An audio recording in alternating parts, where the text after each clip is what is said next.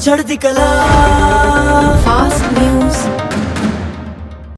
नमस्कार, मैं रचना शर्मा। चढ़ती कला टाइम टीवी देख रहे सभी दर्शकों का स्वागत करती हूं। आप देख रहे हैं फास्ट न्यूज। जल विजन 2047 विषय पर आज यानी 5 जनवरी से 2 दिवसीय प्रथम अखिल भारतीय राज्य मंत्री वार्षिक सम्मेलन का आयोजन भोपाल में किया गया है। इस मौके पर प्रधानमंत्री नरेंद्र मोदी ने सम्मेलन को संबोधित किया और कहा कि भारत आज जल सुरक्षा की दिशा में अभूतपूर्व काम कर रहा है। राज्यों के जल मंत्रियों के पहले राष्ट्रीय सम्मेलन को वर्चुअली संबोधित करते हुए पीएम मोदी ने कहा कि मनरेगा के तहत पानी पर अधिक से अधिक काम किया जाना चाहिए। प्रधानमंत्री ने कहा कि आज भारत जल सुरक्षा में अभूतपूर्व काम चल रहा है और अभूतपूर्व निवेश भी किया जा रहा है। जल संरक्षण के लिए राज्यों के प्रयास देश के सामूहिक लक्ष्यों को प्राप्त करने में बहुत सहायक होंगे।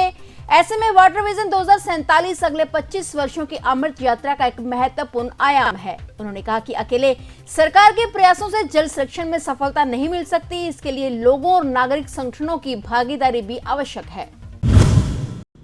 सतलुज यमुना लिंक नहर यानी एसवाईएल के मुद्दे पर हरियाणा और पंजाब के मुख्यमंत्रियों की बैठक हुई। केंद्रीय जल संसाधन मंत्री गजेंद्र सिंह शेखावत ने हरियाणा के मुख्यमंत्री मनोहर लाल और पंजाब के मुख्यमंत्री भगवंत मान के साथ दिल्ली में एक बैठक की। बैठक के बाद मुख्यमंत्री मनोहर लाल ने कहा कि इस बैठक में कोई सहमति नहीं बनी है। उन्होंने बताया कि सुप्रीम कोर्ट ने अपने निर्णय में कहा है कि एसवाईएल का निर्माण होना चाहिए, लेकिन पंजाब के मुख्यमंत्री और अधिकारी इस विषय को एजेंडे पर ही लेने को तैयार नहीं हैं। वे पानी नहीं होने देने की बात कह रहे हैं और पानी के बंटवारे पर बात करने को कह रहे हैं, जबकि पानी बंटवारे के लिए अलग से ट्रिब्यूनल बनाया गया है। ट्रिब्यूनल के हिसाब से जो सिफारिश होगी उस हिसाब से पानी बांट लेंगे। उन्होंने कहा कि पंजाब सरकार सुप्रीम कोर्ट के फैसले को ही स्वीकार नहीं कर रही है, जिसमें 2004 में पंजाब सरकार द्वारा लाए गए एक्ट को निरस्त कर दिया गया है। पंजाब के मुख्यमंत्री का कहना है कि 2004 का एक्ट अभी भी मौजूद है, जो कि पूरी तरह से असंवैधानिक है। मुख्यमंत्री ने कहा कि एसवाईएल नहर बननी चाहिए और वो इस बारे में सुप्रीम कोर्ट को अवगत करवाएंगे। सुप्रीम कोर्ट को बताया जाएगा कि पंजाब एसवाईएल नहर के लिए तैयार नहीं है। उन्होंने कहा कि इस संबंध में सुप्रीम कोर्ट जो निर्णय देगा वो हमें स्वीकार होगा।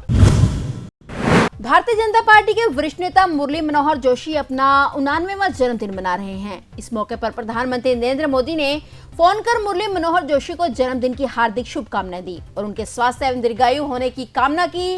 प्रधानमंत्री उनके आवास पर जाकर भी मुलाकात करेंगे। इसके अलावा पीएम मोदी ने ट्वीट में लिखा कि डॉक्टर मुरली मनोहर जोशी जी को जन्मदिन की शुभकामनाएं। एक विद्वान और प्रतिष्ठित राजनेता, सेवा, शिक्षा और भारतीय संस्कृति के संरक्षण के प्रति उनका जुनून अनुकरणीय है। बीजेपी को मजबूत करने में उनकी अहम भूमिका रही है। पीएम ने कहा कि वे उनके लंबे और स्वस्थ जीवन की प्रार्थना करते हैं।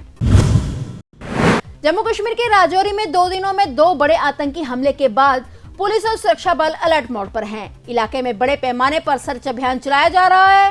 इस बीच खबर है कि राजौरी के ठालक इलाके में आतंकवादियों की तलाशी के लिए बड़े पैमाने पर सर्च ऑपरेशन शुरू किया गया है। बुधवार की रात 3 बाइक सवार संदिग्ध देखे जाने के बाद सुरक्षा बलों ने अलर्ट जारी किया है। राजौरी के ठालक इलाके में पुलिस को देख 3 बाइक सवार भाग गए। जानकारी के अनुसार 3 लोग एक बाइक पर सवार थे। जब ठालक पुलिस पोस्ट पर उन्हें रोकने की कोशिश की गई तो वे तीनों नहीं रुके और बाइक लेकर फरार हो गए। वहां से भागने के बाद वहां एक मोड़ पर अपनी बाइक छोड़कर नाले की तरफ भाग गए। बताया जा रहा है कि उन तीनों में से एक के पास एक बैग भी था और इस घटना के बाद इलाके में सुरक्षा बलों द्वारा अलर्ट जारी कर दिया गया है।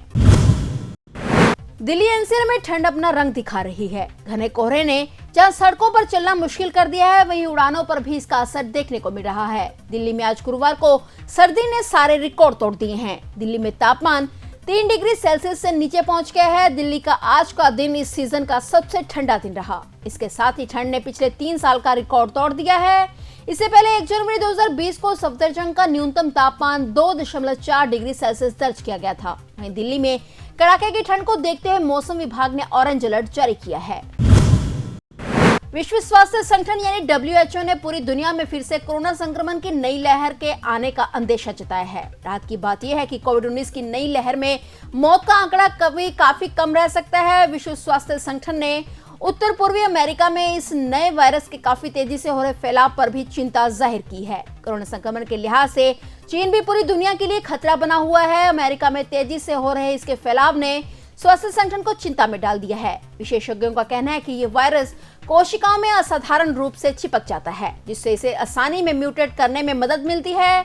फिलहाल विशेषज्ञ इसकी गंभीरता का पता लगाने की कोशिश में जुटे हुए हैं। पंजाब के मुख्यमंत्री भगवंत मान द्वारा आज लुधियाना में मास्टर कैडर के 3,910 अध्यापकों को नियुक्ति पत्र देने का काम किया जा रहा है। इन अध्यापकों की नियुक्तियां शिक्षा विभाग में की जा रही हैं। इससे पहले सीएम मान ने इस बारे में ट्वीट करते हुए कहा कि हम अपने वादे मुताबिक नए साल की शुरुआत रोजगार से करने जा रहे हैं। आज लुधियाना में मास्टर कैडर के 3,910 अध्यापकों को नियुक्ति पत्र देने जा रहे हैं। उन्होंने कहा कि वह पंजाबियों को भरोसा दिलाते हैं कि सबके मामले हल होंगे। इस नए साल में सरकारी रोजगार, सेहत, शिक्षा और व्यापार को आगे रखा जाएगा।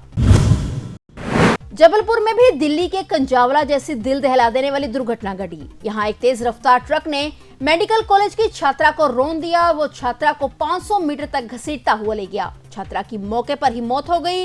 इस दुर्घटना की चपेट में एक मेडिकल छात्र भी आ गया। उसकी हालत गंभीर बनी हुई है। ये हादसा जबलपुर के गड़ा थाना अंतर्गत अंधमुक बाईपास पर हुआ। यहाँ देर रात बेलगाम भाग रहे अज्ञात ट्रक ने एक मेडिकल स्टूडेंट की जान ले ली। वहीं दूसरा गंभीर रूप से घायल हो गया।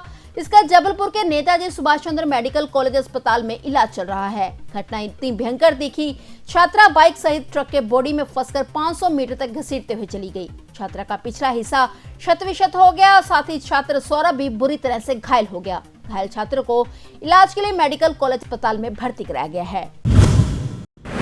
पंजाब के बिजली मंत्री हरभजन सिंह ईटीओ ने कहा है कि पंजाब सरकार ने प्रत्येक घर को मुफ्त बिजली देने के वायदे को पूरा कर दिया है। पिछली सरकारें वोट लेने के लिए लोगों से झूठे वादे कर धोखे देती रही हैं। उन्होंने कहा कि आप सरकार ने तो पहले ही वर्ष में बिजली बिल जीरो करने का वायदा पूरा कर दिया है। बिजली मंत्री ने कहा कि सभी घरेलू खपतकारों को 5,629 करोड़ रुपए की वार्षिक सब्सिडी का लाभ देते हुए 600 यूनिट मुफ्त बिजली यानी 300 यूनिट प्रति माह की सुविधा दी गई है। इसके साथ ही घरेलू खपतकारों के लिए 7 किलोवाट तक 3 रुपए प्रति यूनिट की सब्सिडी जारी रखी गई। इसमें 1,278 करोड़ रुपए का लाभ होगा।